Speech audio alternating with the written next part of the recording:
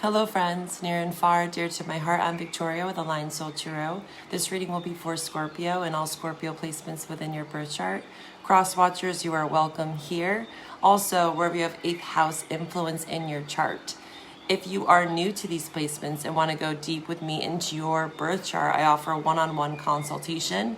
You get a 2 full question tarot spread, detailed birth chart notes, and supportive content. Find my website for all my helpful services, including tarot and astrology readings. I have some amazing discounted readings on the North and South Node reading and also the 6-month transit reading. So if you want to get familiar with those placements, especially preparing for this upcoming eclipse month in September, I highly encourage you to reach out to me to get you nice and cushiony, right, as we settle in here into September. Also on Patreon, I'm going to be doing a pick-a-pile reading and a post-eclipse reading. Lots of extra astrological support, and also all the Love Extended readings are on Patreon. I have a Saturn retrograde reading there. And below, I also have a Mercury retrograde reading that I did a couple weeks past. So find all those supportive links below. Check out what I have to offer. In this reading, Scorpio, we're going to discuss astrology for your sun and ascendant signs, but say you have a stellium or you're cross-watching. This information is just helpful and supportive to guide you through this reading. Of course, take what resonates and leave what doesn't. We are now in Virgo season, right? It's still August, so this will be your August message. But we're going to talk about this Virgo influence that we've been feeling since the beginning of August, really, with Venus and Mercury in Virgo. So this is not necessarily a new energy. We'll dive deep into what that means for you. So as we exit Leo season, right, this 8th house energy, the 8th year, the strength year, really befriending the beast within, understanding our fears and how we perceive courage and strength. And that can look very different for everyone, especially amongst retrograde season, right? This is a lot more about being still. When I think of Mercury retrograde especially, which we're at the tail end as well, it's the Jedi pause. So with this strength and perseverance as we go into Virgo season, we're applying those lessons with adversity, resilience, right? And now we're going to move into eclipses where there's this purification, right, with Virgo energy. And this is also about routine and ritual with Virgo. So it's a bit more about staying on task, right? Let's dive into your reading, Scorpio. Hi, Scorpio. Welcome to the space. Thank you for trusting in me.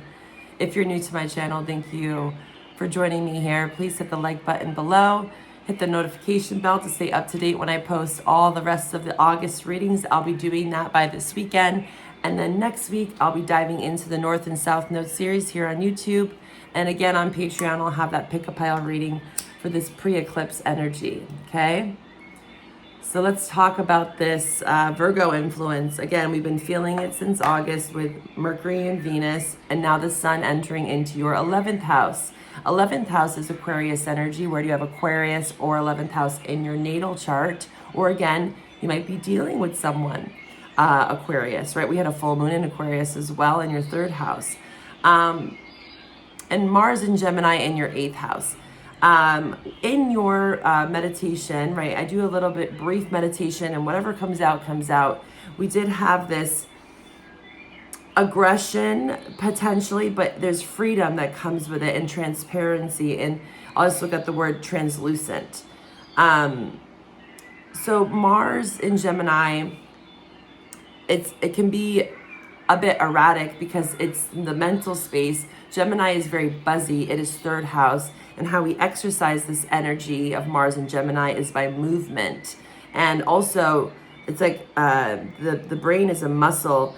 And also, what are we compartmentalizing? When I think of 3rd house Gemini, it's a lot about like defragging a computer system where it can get bombarded with information.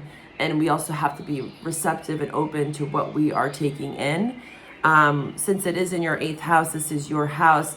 This is what's hidden. So it's really important to remind yourself of what you are taking in, especially from, say, social media, electronics, because that's also Gemini energy. and not stuffing it down, right? What's hidden in the eighth house. And again, if we build up this resentment or we take on too much and we internalize too much, it can cause a level of hostility and aggression. So that was coming out for you, Scorpio, with this eighth house flavor in your Mars. But there is a lot of power there. But it's also how you handle conflict and crisis with the eighth house. Okay, this is Plutonic energy and you know it very well. So there's a way to utilize this Mars in your eighth house. And it can also be a hidden source of vitality that comes with some freedom, because I got that word for you as well. I also got the word mesmerized, and then I got grasping or gasping for air. So it's like maybe something is taking your breath away. You're mesmerized by something. This could be someone else, or this could just be something about yourself where it kind of takes you back a bit. But there is this transparency and translucency. So whatever sort of hostility or aggression, or again, grasping onto something, I feel like it will loosen its grip. There will be more freedom, but it does require you to go deep within that eighth house, which we have been doing all of August. This is a strength year. We had the Lionsgate portal, right? Which some will debate is not even on 8-8. Again, the stars are always moving. It's energy, right? Sirius's true alignment is in July. So, you know, the power of the mind again and how we focus in on these dates. Yes, we can as a collective create this momentum, right? And of course, this 8 year is the whole year. So the power of the eighth house is so important, especially for you, Scorpio, because this is your ruling house. So let's get into this, okay? Let's see what cards want to come out for you. We're going to pull from the Animal Oracle to start. If you want to check out the love messages, right, for August, that link will be below, as well as all those extra supportive links that we spoke about. We are still deep in retrograde season. It's not going to really lighten up completely until December. You know, post-eclipse, a lot of things will just naturally be revealed in September. It's going to be a big month for us. So October and November, I'm also going to be doing a lot of supportive content for post-eclipse. So join me on Patreon if you enjoy me as a reader. All right, let's see. Scorpio. What do we have for Scorpio? What's coming up for them? Wow. Fox, a bit of trickery here. Haha, I love the fox. The fox was actually one of my repeating cards or guides that, you know, I just was seeing it a lot back in like 2018 for a couple of years there. It's interesting how these animal totem spirits come in, you know, randomly. Some people connect with one very prevalently, but some are fleeting. You know, hawk, this is definitely my favorite, all-time favorite. Hawk is about a vision. Okay, any birds that come out, it's about a message. It's just different how it's interpreted. I talked to, who was I talking to this about? I just recently did a message for, who was it? I forget now. It was just the last couple readings I did where we talked about birds as messengers, and they got the owl. You have the hawk here, you have the swan in reverse, and you have the otter. The hawk, again, is like, I see this as now, right? Rather than the owl, this is more spiritual, more etheric. This is having to dive more deep into our dream state, right? The hawk is, when the hawk appears, it's about action now, seeing things clearly now in this present moment. It's also very focused, like hawk eyes, you hear, right? And the fox, too. This is like Aquarius energy for me, the fox. So there could have been something really prevalent around the full moon that we just had. But this swan in reverse, you know, there's a mirroring here again within, there's transparency. This is translucence too, right? You see how it's this like reflection, which I saw in the guided meditation. And then we have the otter in reverse, which I want to read about. So you have two water cards in reverse. So what does this signify? Maybe there is an imbalance or an avoidance of emotions. Again, Mars in your 8th house can talk about a level of suppression. And then we have this 11th house influence, right? Virgo, Sun in Virgo, Venus in Virgo, Mercury in Virgo in your 11th house. This is Aquarius. This is community. This is networks. There could be a deepening of sorts around your community. Again, the 11th house is also about hopes, wishes, desires. But it's after the 10th house, which is our house of our mission, our soul's mission. This is Saturn. This is karmic lessons. So again, Saturn retrograde right now, what are you actually learning from your Saturn placements? It's going to highly influence your 11th house. The thing about the 11th house as well is it's experimenting through relationships. So a lot of people with a lot of 11th house in their chart, they will find that they might not always meet the greatest people, right? But there's lessons, there's wisdom. Again, Saturn, it helps you understand who are those people that are going to support your 10th house, your soul's mission, your ambitions, your drives, your motivations, your dreams, right? So there are certain people around you that might be reflecting things back to you that might not be so pleasant. And Spirit's asking you to really take a look deep in your heart, in your emotional space, to see things more clearly with the fox and the hawk. And also to plan and strategize with this fox. They're quick on their toes, right? Let's see, I'm trying to find the swan here for you. Because usually the swan upright is about union, right? The swans pair up for life. They're very committed, loyal, very sensitive as well. And there's this elegance with the swan. But it's saying here, there is also a need for solo time, right? We want to be mindful of codependency, especially, again, eclipses are coming up. And right now we have this Aries, North Node, Libra, South Node. So if you have that, right, it's important to look into your nodes. And again, I'm going to be doing a reading next week for all of the different axes, okay?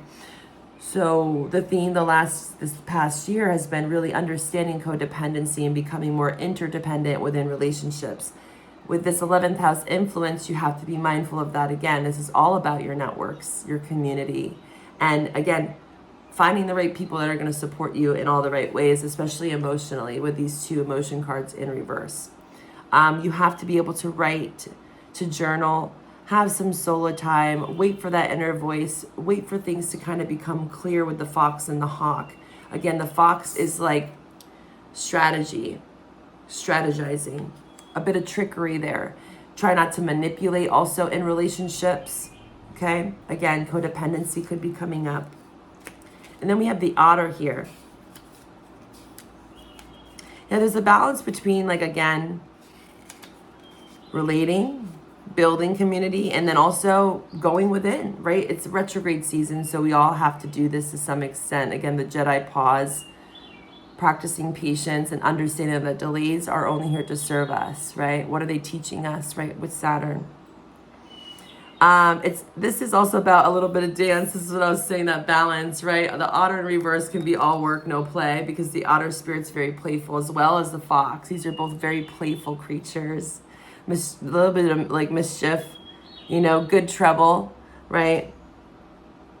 The otter card begs these questions of what would life look like, right? If I could imagine yourself as a little more childlike, available, right? Present, without doubt, worry, skepticism.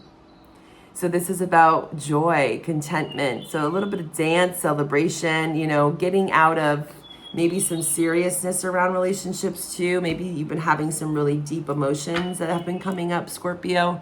So this is the time to also embrace a little bit of play, right? Maybe to not take your emotions too seriously. Of course, they're there to serve you and to show you what's going on within, but try to loosen up a bit is what I'm seeing with the otter in reverse. All right, I'm going to pull from the Oracle of Echoes. What do we have for Scorpio here? Shadow self, yeah, 8th house. Mars in your 8th house, again, I feel like if anything, the emotions that you might be feeling is a bit of hostility, because that's what came up in aggression. So just be mindful of like gaslighting or like with the mirroring, right? Or again, this could be someone around you. Take what resonates, leave what doesn't. But this is the shadow.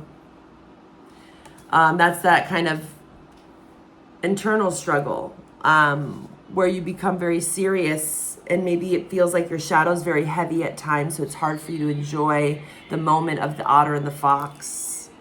So definitely that 8th house is very strong with this shadow self. Again, it's an 8-year. We just are exiting this 8-month. You know, 8 is a very powerful number for you. It's showing up so far. Let's pull here from the Light Seers deck for my Scorpio viewers. What's going on for them here? What's this shadow? You could be working on it like your inner child. I would definitely look into your moon placement, Scorpio. That's going to help you a lot. With this water energy in reverse, it's going to allow you to gain a more clearer perspective where you're not so dampened by this. This is important, working on your shadow self. But you can't allow yourself to sink into this victimized mentality or sink too deeply into the shadow where you forget about the simple joys and moments and pleasures around you.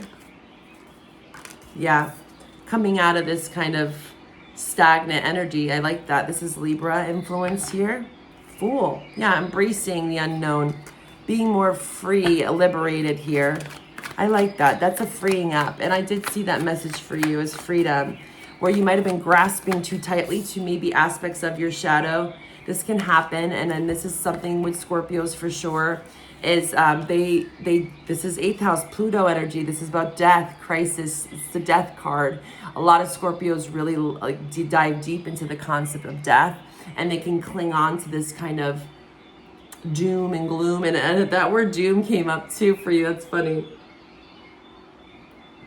Sometimes I don't say all the words at once because I want to see what comes out here, but like, you know, they can victimize themselves a little bit, and that's okay. It's a time for you to reflect on that though, and see like, am I pushing people away? Am I having expectations that aren't necessarily true? Am I allowing people into my life? 11th house, am I pushing people away? Yeah, is what I'm getting. I see that you are being urged to embrace the unknown, to be more free, liberated, maybe be a bit foolish, maybe kind of do something that you've never done, right? Get out of this kind of fixed energy. Justice, lots of Libra here. You could have strong Libra or dealing with an Aries Libra, which again, this is that north and south node, Aries Libra axis. They are opposites, but there's so much to learn from your opposite, right? There is balance. There's karmic justice coming in, but you have to balance out. Yeah, there you are, Scorpio. This is Venus in Scorpio. Lust, desire, temptation, you know, sorting out the people that maybe aren't for your best. But I see that you are, you know, stepping out into new territory here, and it's justified. So know that you are balanced. Whatever sort of fall you have here, there's justice, there's balance, there's harmony here. So take a chance. 7 of Cups in reverse. Take a chance. Pick an option. Pick a direction. And also just don't be too swayed by your emotions. Again, that's another cup card that's in reverse. So emotions could be feeling heightened because of this deep shadow work that you're doing. Again, I don't want you to stay too stuck in that though. There's a time to lighten up here. Lighten the load with the otter and the fox. Allow for union. Yeah, Queen of Pentacles. Oh, wow, look at that. You could also be dealing with a Sag or an Earth sign, Taurus, Virgo, Capricorn. This all fell out here. Sagittarius has been a theme for the Mercury retrograde series, which is below. It came out at like 10 out of 12. So Sag season is also going to be very impactful. Whatever we have been digesting through this Mercury retrograde, I feel like, again, by December, there will be a lot more clarity, okay? 9 of Pentacles to the Queen of Pentacles. You could be, you could, again, have Earth in your chart, or you're welcoming in someone that has heavy Earth, male or female. This is independence. This is entrepreneurship. This is freedom. This is self-sufficiency. This is very nurturing and grounded and practical. Where maybe at one point, again, Temperance is asking to balance it out. Balancing out even financial concerns, money. You could be an entrepreneur. You could be your own boss here with the 9 of Pentacles to the Queen of Pentacles. You could have felt, again, like some people were breadcrumbing you, or there was just a lack of balance here. But I see, again, you're backed up with the Temperance, just like you're backed up here with these two major arcanas of the Fool and Justice. So whatever sort of imbalances, specifically within your emotions more than anything, because again, the Cups, the water is what's in reverse. Things will start to balance out. Yeah, specifically around the past here, Six of Cups.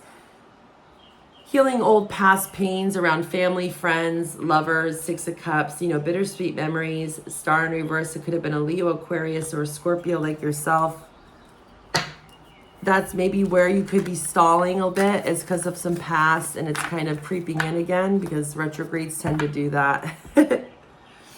All right, Scorpio, we're going to pull some astrology cards here and see what potential people you could be dealing with in love. And we're going to take this over to the love reading, okay? Oh, Jesus, all these cards are flying. Scorpio in love. What are some potential signs that they're dealing with? Again, hit that like button. Thank you for joining me here. I appreciate your support here on my channel. Again, the August love message will be linked below, so check that out. There's always some crossover and a deepening of the messages. Scorpio in love, who are they dealing with potentially? Scorpio, please show me the truth. Scorpio, who are they dealing with in love? Scorpio in love. Neptune, Pisces influence here. Looking into yours or their Neptune placement. Again, Neptune is retrograde as well right now, so this is about not staying too stuck in fantasy, right? Illusion. It can be very tricky with both Neptune and Mercury in retrograde, having to read between the lines, especially for you within your own internal landscape, 8th house. Your shadow is very prevalent this month, and again, it can feel very heavy at times for you. So, yeah, just simple ways that you can just relax. Gemini got that message too, like a lot of like reggae vibes for Gemini. It was interesting, like chill out. It was Kendrick Lamar, don't kill my vibe. Don't kill my vibe. All right, Scorpio, what other signs could Scorpio be dealing with? What other signs? Any signs for Scorpio? Air. Gemini, Libra, Aquarius. Jupiter showed up again. Jupiter is in Gemini right now. Again, looking at your Neptune or Jupiter placements within your chart or theirs, and just know that I do relationship chart readings if you want to get familiar. If you know that information, reach out to me. And then Pisces again. Strong Pisces here, air sign. Jupiter also is Sagittarius, so you could have Sag in your chart as well. We're going to take this over to the love reading. I hope to find you over there. If this is where we part, bye for now.